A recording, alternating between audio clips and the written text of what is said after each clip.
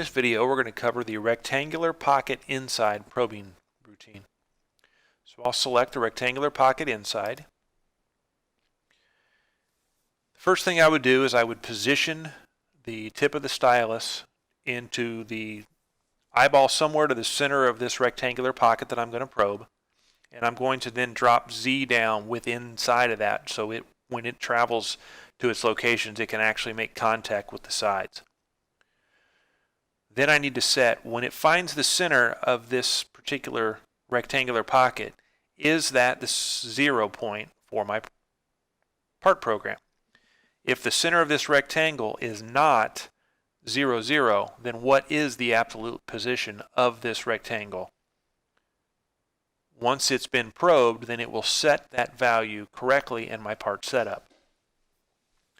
Once I've finished filling in these two features, or these two fields here, I'll select the Start Probing Cycle soft key, followed by the flashing Start Cycle.